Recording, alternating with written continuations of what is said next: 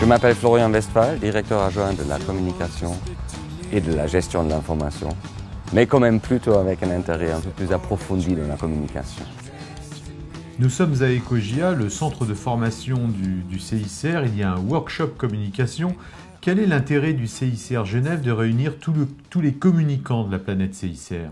Finalement, c'est vraiment eux et leurs équipes sur le terrain qui effectivement font la communication du CICR, à la fois sur le terrain, parce que je pense qu'il y a quand même une partie de notre communication qui doit se faire sur le terrain, avec les victimes, avec les gens qui ont l'influence sur le sort des victimes, mais aussi globalement, c'est eux qui nous donnent les histoires, les contenus, les images qu'on utilise pour communiquer globalement.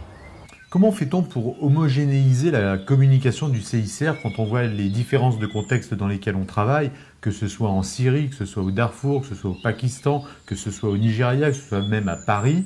Comment fait-on pour homogénéiser cette politique de communication?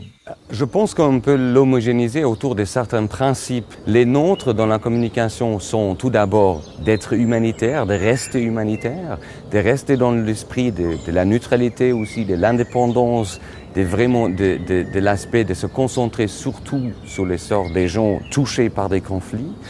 Et un deuxième principe pour nous qui me semble-t-il est très important, c'est la crédibilité. Je pense qu'il vaut mieux que tout le monde soit d'accord qu'il y a peut-être certaines choses qu'on ne va pas dire en public parce qu'on n'est pas sûr qu'ils soient corrects. Notre crédibilité, aussi auprès des médias, est vraiment un de nos atouts principaux. Il ne faut surtout pas la mettre en risque parce que c'est ça qui fait compter la voix du CICR. Comment tu qualifierais la communication du CICR? C'est une communication corporate, institutionnelle, ou c'est plutôt une communication rattachée aux opérations, une communication politique, comme on l'a vu récemment avec la visite du président du CICR à Moscou à propos de la Syrie? On voudrait bien que ça soit une communication stratégique surtout.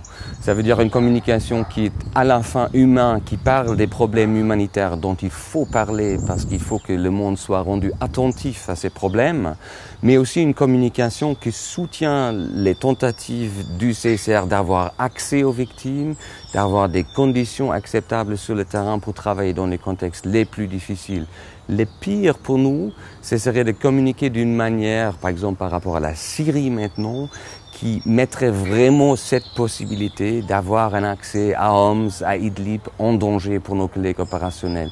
Donc on doit être très calqué, très attentif aux besoins opérationnels quand on vraiment discute nos messages. Mais en même temps, les CICR est de plus en plus connaissant du fait que la communication est aussi un moyen de mettre des fois la pression, y compris publiquement, y compris sur les politiciens ou des partis au conflit, qu'on peut l'utiliser effectivement pour se faciliter les conditions de travail et surtout effectivement la possibilité de vraiment aider sur le terrain.